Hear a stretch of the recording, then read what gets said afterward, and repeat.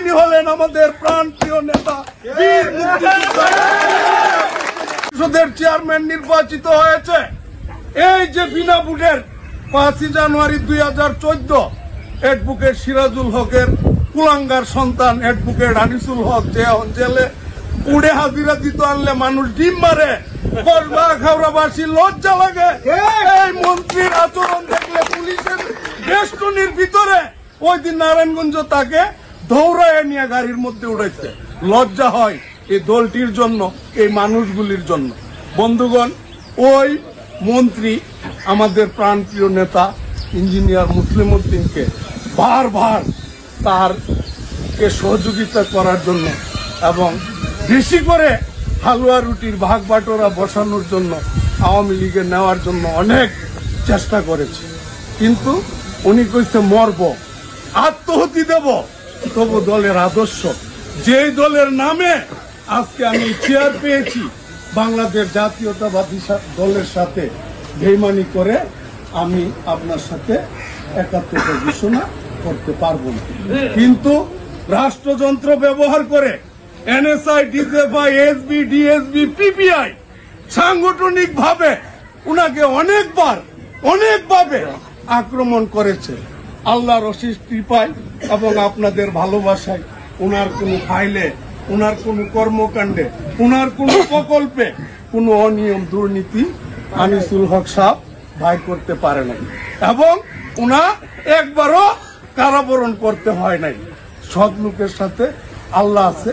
এবং ওনাকে যখন প্রশ্ন করা হয় যে এই যে কোভিড যে আখাউড়াতে যে ধরনের নিপীড়ন, অত্যাচার, কমিটি বাণিজ্য, ওই যে মামলা বাণিজ্য, বালুর মালদহল, পৌর প্রশাসক নিয়োগ, ওই যে ইউনিয়ন প্রশাসক নিয়োগ যে অপপ্রয়ার চালাইছে, উনি আমাদেরকে শুধু একটা কথা বলতো যে বন্দার ভাই আল্লাহর মায়ের। ইতিমধ্যে মায়ের হাওয়া আরম্ভ হয়েছে।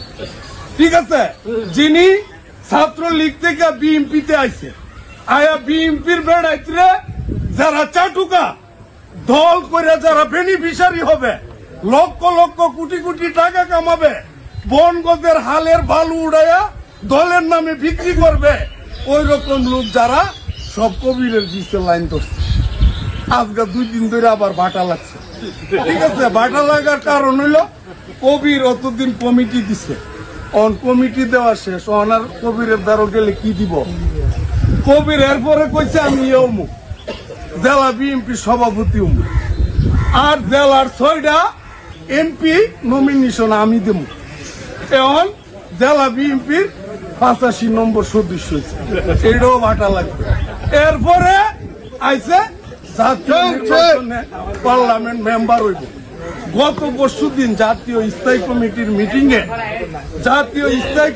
মিটিংয়ে সরজমিন রিপোর্ট, এনএসআই, ডিজিএফআই এবং সাংগঠনিক রিপোর্ট আমাদের প্রাণপ্রিয় নেতা বীর মুক্তিযোদ্ধা ইঞ্জিনিয়ার মুসলিম উদ্দিন এই যে রাহাজানি, সংঘাত, মারামারি, বৈরিতা, পেশি দহল, চর দহল সমস্ত দ্বিধাদ্বন্দ্বের ঊর্ধ্বে থাকায় কসবা আখাউড়াতে এই যে জাতীয় স্থায়ী কমিটির মিটিং এবং যে বাংলাদেশ জাতীয়তাবাদী দলের পার্লামেন্টারি ভোট একজন ব্যক্তির নাম সিলেক্ট করেছে, তিনি আপনাদেরকে বনগঞ্জের মাটিতে আশ্বস্ত করে যায়, তিনি হলেন আমাদের প্রাণপ্রিয় নেতা বীর মুক্তিযোদ্ধা।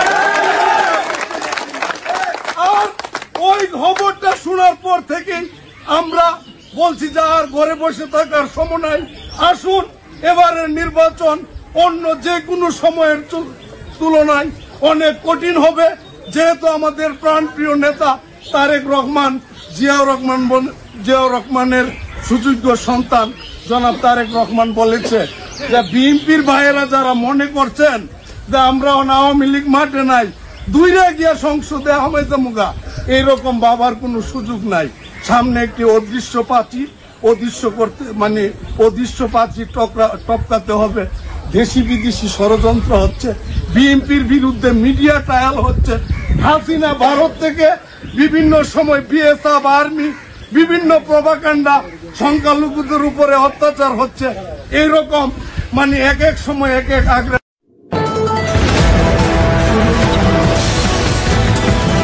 বিশ্বজুড়ে ব্রাহ্মণবাড়িয়া ব্রাহ্মণবাড়িয়া নিউজ 24.com এর পক্ষ থেকে সবাইকে স্বাগতম।